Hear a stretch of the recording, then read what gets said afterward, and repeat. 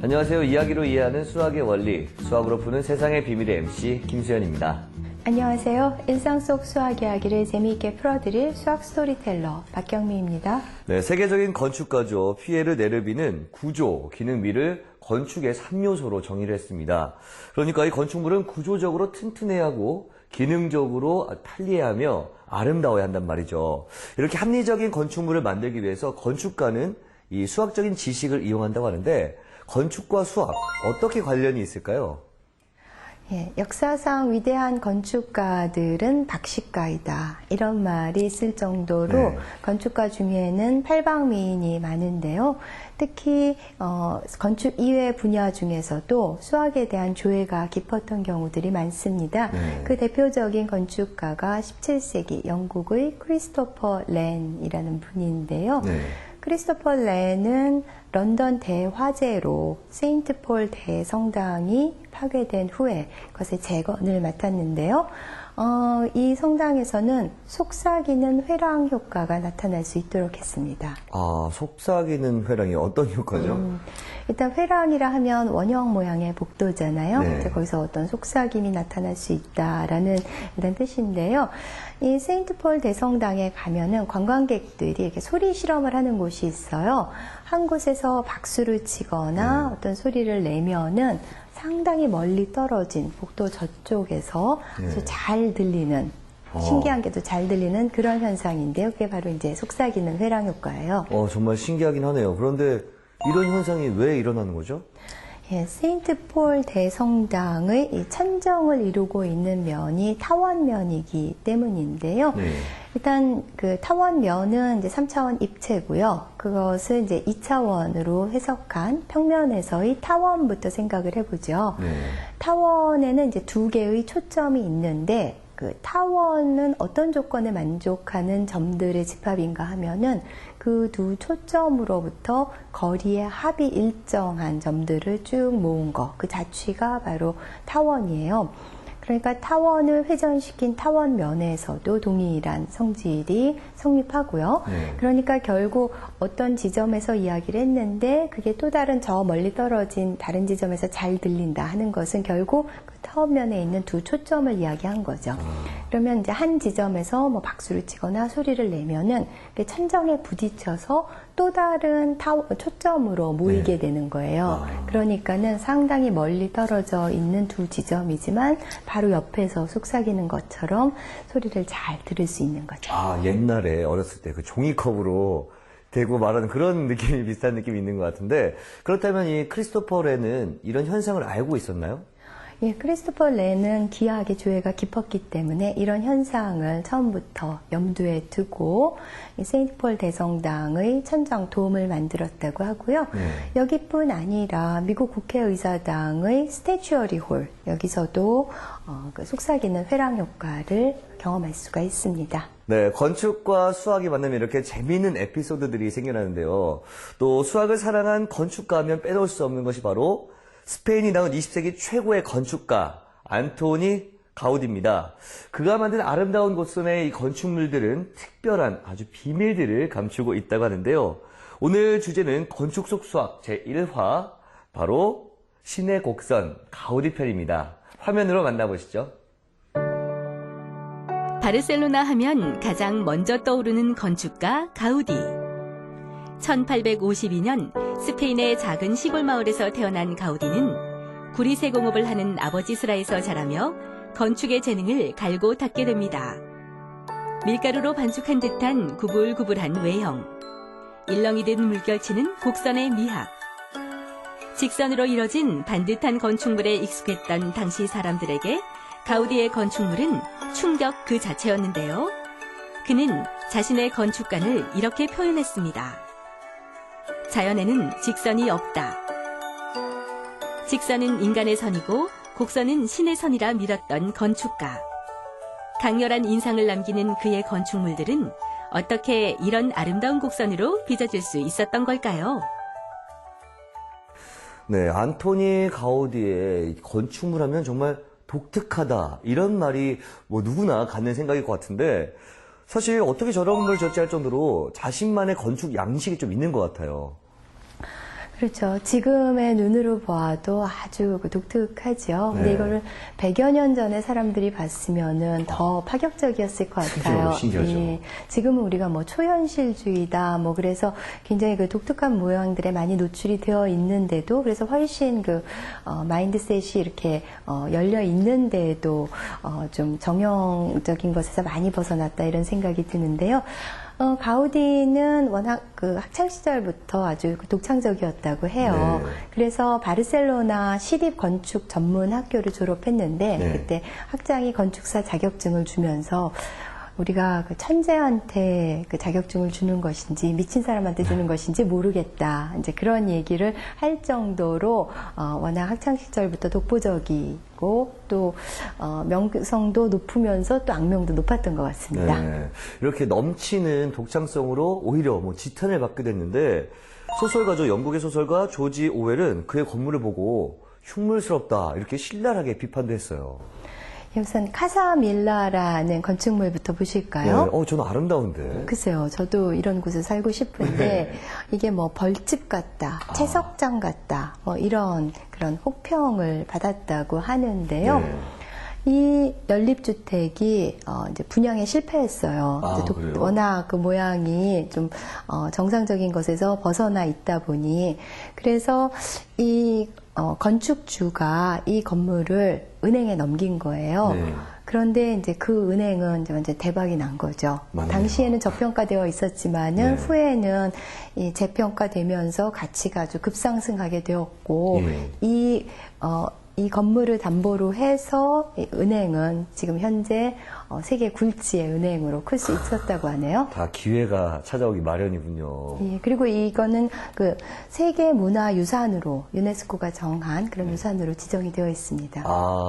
세계문화유산으로 지정이 된 게 이게 하나뿐이 아니고 한 7개 정도 있다고 그렇습니다. 하죠? 네. 예, 이번에는 한번 이 카사밀라의 맞은편에 있는 네. 카사바티오로 가볼까요?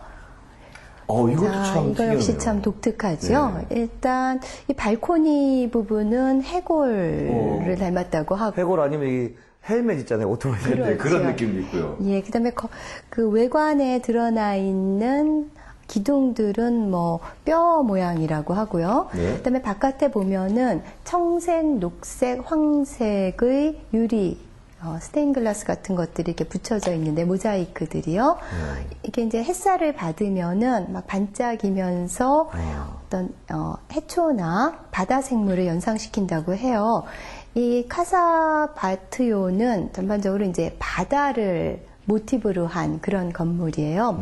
그래서 또 내부로 들어가 보면은 그 계단이 이제 물결 모양으로 되어 있어서 물결 치는 그 계단을 헤엄치듯이 올라가 보면은 용 모양의 또 지붕에 도달하게 되고 네. 그래서 이거는 이 건물에 들어가면은 그런 느낌이 든다고 하네요. 어떤 영혼을 지닌 유기체 안으로 들어간 것 같은. 그렇군요. 참 표현이 아름다운 것 같은데, 근데 특히 이 일반인들은 그냥 지나칠 수 있는 그런 다락층이 이 건축가나 수학자들에게는 굉장히 중요한 의미를 가진다 이렇게 전 들었어요. 예, 이제 이게 다락층인데요. 네. 뭐 진흙으로 대충 빚어놓은 것 같아 보이고, 그 다음에 이게 안정성에 문제가 없을까 하는 생각이 살짝 들기도 하지만은 네. 사실 굉장히 그 견고한 구조를 갖고 있는 거고요. 이 천정 모양의 이 곡선이 현수선을 거꾸로 만들어 놓은 거예요. 현수선이요? 좀 낯설은 단어인데 자세하게 한번 설명 좀 해주세요. 예, 현수선이라는 것은 매달려 있는, 그래서 매달려 있으면서 늘어지면서 만들어진 선이라는 뜻인데요. 일단 용어 자체로 풀면은요. 예. 어떻게 만들어지는 거냐 하면은요, 줄을, 그러니까 밀도가 일정한 줄이어야 되겠죠. 그거를 같은 높이에서 이렇게 잡고 있으면 네. 그 중간에 자연스럽게 곡선이 생기잖아요. 네네. 그게 바로 현수선이에요. 약간 이 포물선 같은 게 약간 아래로 있는 그런 포물선 모양의 느낌이 있는데? 그렇습니다. 맞나요? 예, 네. 사실 현수선하고 포물선하고 상당히 유사한데요. 네. 수학적으로는 사실 달라요. 아, 포물선은 2차 함수로부터 나오는 것이고 네. 현수선은 쌍고 코사인 함수라는 것으로부터 나오기 때문에 둘의 함수식은 완전히 다르지만은 네. 모양 자체는 굉장히 비슷해서 네. 갈릴레이 같은 사람들도 그런 수학자들도 둘의 구분을 하지 못했다고 합니다. 현수선 하니까 생각나는 게 현수교. 우리나라에도 두 개가 있잖아요. 영종대교하고 남해대교, 그리고 미국의 금문교. 그렇습니다. 네, 좀 많이 알고 있죠. 그렇네요. 현수교, 대표적인 현수교를 다 깨고 있으신데요. 그렇죠. 이게 나와 있죠. 그렇죠. 근데 현수교라는 이름이 왜 생겼을까요? 여기서 현수선이 어디 있는 것 같으세요? 이 라인을 지금. 그렇죠. 예. 그렇군요. 이 케이블이 현수선하고 비슷하기 때문인데, 네. 사실 여기서도 이제 조금 더 엄밀하게 따지고 들어가면은요, 이 케이블을 그냥 공중에 띄워놨다면 그게 현수선이었을 거예요. 네. 그런데 그게 공중에 떠 있는 것이 아니라 현수선을 일정한 간격으로 하중을 주어서 다리 상판하고 연결을 해 놓았잖아요. 네. 그렇게 되면은 현수선이 포물선으로 바뀌게 돼요. 그런 거구나. 그러니까 여기는 케이블들이 다 연결이 되어 있기 때문에 다리 상판에 네. 요 케이블이 이루는 모양은 포물선이라고 해야 되겠죠. 그렇다면은 이게 현수교가 아니라 포물교라고 해야 될 텐데. 포물교보다는 현수교가 이름이 이쁘네요. 그러니까 정리를 한번 해보자면 유연한, 균등한 이 무게를 가지고 있는 유연한 줄을 두 개의 점 사이에 딱 걸쳐놨을 때 자연스럽게 중력에 의해서 생기는 곡선이다. 이렇게 말을 할 수가 있는 거죠. 맞습니다. 네, 이 현수선에 대한 가우디의 실험은 훗날 그의 불멸의 대표작이죠. 사그라다 파밀리아에서 절정에 이르게 되는데요. 그 아름다운 건축물을 한번 화면으로 만나볼까요?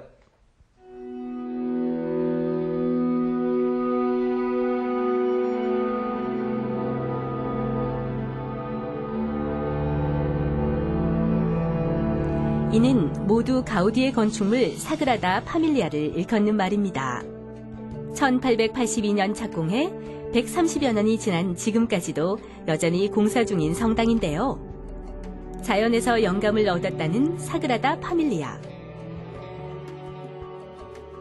천장은 활짝 핀 꽃의 형상을, 벽면의 창문은 벌집 모양을, 성당의 기둥은 마치 거대한 나무가 가지를 위로 뻗는 모습입니다. 내부에 들어서면 흡사 숲속에 와 있는 느낌을 갖게 하는데요. 파밀리아는 가우디가 자연에서 얻은 수학적 아이디어로 가득 차 있습니다. 네, 이게 지금 가우디의 대표작이죠. 성당. 가우디는 인생을 마감할 때까지 한 43년의 기간 동안 이 성당을 만드는데 온 힘을 바쳤다 이렇게 나와 있는데 아직도 미완성인 거죠. 예, 가우디가 죽은 뒤에 건축이 한동안 중단되기도 했지만은 네. 또 독재가들의 후원금에 의해서 지금 계속 건축이 되고 있는 현재 진행형의 성당입니다. 사그라다 파밀리아는 이제 성가족 성당이라고도 하는데요. 네. 2026년이면은 가우디 사후 100년이 되는 해기 때문에 네. 그때 완공하는 것을 목표로 해서 아주 잘 진행이 되고 있다고 하고요. 네. 그렇다면은 144년 동안이나 지어진 그런 건물이 되는데 이거는 완성이 되기도 전에 이 건물 역시 유네스코가 지정한 세계 문화유산이 되기도 했습니다. 그렇군요. 이 성당이 건축될 때 재미난 에피소드들이 있었다고 해요. 어떤 것들이 있는 거죠? 예, 원래 이 건축을 맡았던 것은 가우디가 아니라요. 가우디의 스승이었던 빌리아르였는데 네. 이 건축주가 좀 저렴한 예산으로 이 건물을 성당을 지으라고 자꾸 요구를 하니까 어떤 건축가, 어떤 예술적인 자존심을 걸고 못하겠다. 그러면서 이제 가우디한테 이게 넘어왔다고 해요. 네. 그러니까 이 성당이 지어지기 시작한 거는 1882년이고 1년 만에 그만두어서 가우디가 1883년부터 맡아서 짓기 시작했던 거죠. 1926년 죽을 때까지요. 네. 그런데 이 건축주가 그 마지막 완성된 모습을 좀 보여달라고 했대요. 네네. 그랬더니 가우디가 네. 이 실을 매달은 이런 현수선들로 구성된 이런 모양을 보여주면서 이거를 이제 뒤집으면은 네. 성가족 성당의 최종 모양이 될 것이다라고 제시를 했다고 하네요. 신기하네요. 아까 우리가 살펴봤던 현수선이 하나가 아니라 여러 겹이 겹쳐 있는 그런 모양인 거죠. 예, 예. 참 아름다운 모양인 것 같습니다. 예, 그렇죠. 이게 현수선 하나가 아니라 수많은 현수선들을 늘어뜨리고 그것을 뒤집은 모양으로 성당을 만들겠다. 정말 풍부한 상상력의 소산이 아닌가 이런 생각을 해보게 되는데요. 네. 사그라다 파밀리아 성당은 3개의 파사드로 이루어져 있는데요. 파사드라 함은 건물의 주된 출입구를 이야기해요. 그 3개의 파사드가 탄생, 순환, 영광 이렇게 되는데 가우디 생전에 탄생은 완성을 했고요. 탄생 파사드는. 그다음에 1976년에 순환 파사드가 완성이 됐고 이제 현재 영광 파사드를 한참 작업하고 있다고 하는데 네. 각 파사드에는 4개의 첨탑이 있어요. 그리고 그런 게 이제 3개가 있으니까 총 12개의 첨탑이 있겠죠. 근데 그 12첨탑은 12사도를 나타낸다고 합니다. 네, 그런 또 특별한 이런 의미를 가지고 있네요. 직선은 인간의 선이고 곡선은 신의 선이다라고 믿으면서 자연을 담고 싶었던 건축가 가우디는 그는 거대한 건축물을 만들면서 아주 특별한 실험을 했다고 합니다. 어떤 실험인지 궁금하시죠? 지금 만나보시죠. 파밀리아 성당에는 가우디가 10여 년에 걸쳐 개발한 매달림 모형이 재현돼 있습니다. 신비한 모양새의 이 물건은 과연 어디에 쓰는 물건일까요? 건축에 관한 계산 공식도 컴퓨터 시뮬레이션도 없던 옛날, 가우디는 거대한 건축물을 제작하기 위해 이 입체 모형을 사용했는데요. 이 모형의 아이디어는 바로 현수선. 실에 모래주머니 등의 무게추를 달아 로프가 늘어지는 모양으로 건물의 전체 구조를 결정하고 그 형태에 대한 압력과 하중을 계산해 기둥의 위치와 숫자를 정했던 거죠. 이렇게 얻은 구조를 180도 돌리면 짠! 이렇게 건축물이 탄생하는 거죠. 영상을 보니 가우디가 거대한 건축물을 어떻게 다채로운 곡선 모형으로 디자인했는지 감이 잡히지 않나요? 네, 이렇게 가우디의 아름다운 건축물에 이렇게 피나는 노력이 있었군요. 그 당시에 사실 이렇게 중장비도 없고 어떤 계산법도 없었을 텐데 어떻게 만들 수 있었나 고민했었거든요. 근데 영상을 보니까 아, 저런 원리로 만들었구나 하면서 신기함이 느껴집니다. 자, 근데 이것 말고도 파밀리아 성당에 가우디의 다양한 수학적인 그런 아이디어들이 숨겨져 있다고 하죠. 예, 파밀리아 성당에 있는 또 한 부분을 소개해 드릴게요. 네. 이제 확대해 놓은 게 오른쪽인데요. 이거 보고 연상 드시는 거 없으세요? 아, 저런 거 네모칸 저런 기억나죠? 마방진. 네, 근데 숫자가 맞는 건가요? 제가 했던 마방진은 좀 다른 것 같은데.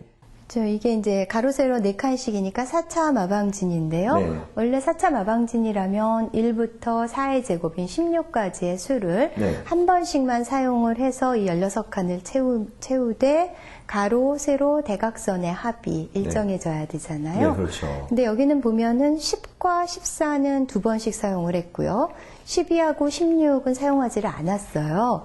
왜 그럴까 생각을 해보면 이게 가로, 세로, 대각선으로 어떤 값을 만들려고 한 거냐면요. 네. 33을 만들려고 한 거예요. 33이요? 예, 워낙 4차 마방지는 가로, 세로, 대각선의 합이 34씩 되어야 되는데 네. 여기서는 이제 굳이 33이 되도록 만든 건데 네. 그거는 이제 예수님이 33세에 승천을 하셨기 때문에 그거를 기려서 만든 그런 마방진, 완전한 마방진은 아니지만은 준 마방진 정도라고 할 수 있겠죠. 네. 그리고 이게 성가족 성당, 사그리다 파밀리아잖아요. 네. 그거는 예수, 마리아, 요셉 이렇게 세 가족을 모티브로 한다고 합니다. 그렇군요. 이렇게 아주 구체적인 부분까지 신경을 썼는데 살아생전에 완공된 모습을 보지 못했다는 게 너무나 아쉽습니다.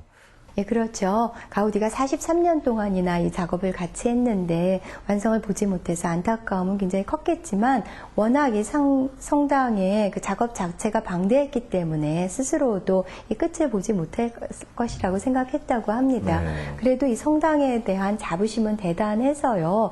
이 바르셀로나는 길이 이 성당을 자랑스러워할 것이다라고 호언을 했다고 하는데 네. 정말 그의 말대로 바르셀로나의 아주 대표적인 그런 관광 명소이면서 바르셀로나를 먹여 살리는 그런 역할을 하고 있죠. 네. 사실 최근 우리나라의 한 프로에서도 이 바르셀로나 가우디 건축물들을 방문해서 큰 인기를 끌고 있죠. 네. 지금 이렇게 유명세를 타고 있는 가우디지만 그의 죽음을 아무도 몰랐다고 하더라고요.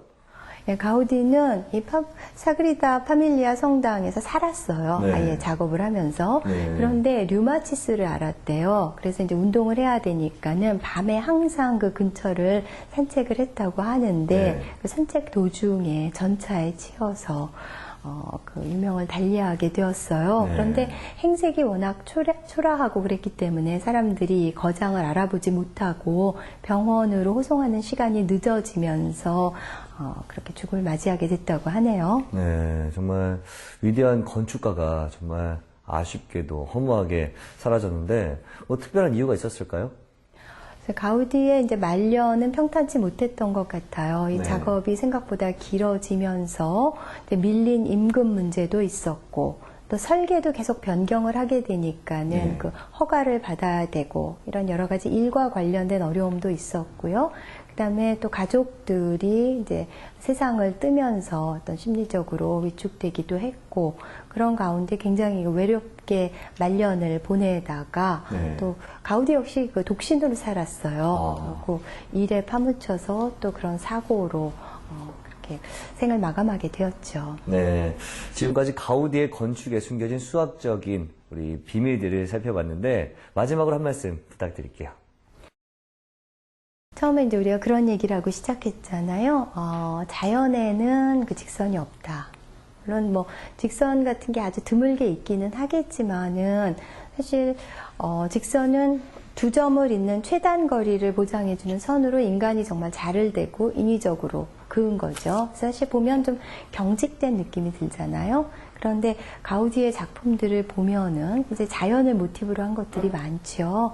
뭐 어떤 인체 부분들을 나타내기도 했었고, 그다음에 뭐 나무나 잎사귀, 벌집, 꽃, 숲 이런 것들을 또 모티브로 해서 작품들을 했고, 사실 그런 대상들에서 찾아지는 거는 되게 부드럽고 자연스러운 곡선들이잖아요. 네. 그러니까 왜 가우디가 그렇게 곡선에 집착을 하고 직선을 배제했는지 그 마음을 좀 알 것도 같다는 생각이 듭니다. 네, 자신의 명예나 이익이 아닌 온전히 위대한 예술품을 만드는 데 열정을 다했던 가우디. 어쩌면 그는 수천 년에 걸쳐서 만들어지는 자연을 그대로 건축물에 옮기고 싶었던 건 아닐까요? 미래에 완공될 이 사그라다 파밀리아 성당의 아름다운 모습이 벌써부터 기대가 됩니다. 저희는 다음 주에 또 다른 이야기로 찾아뵙겠습니다.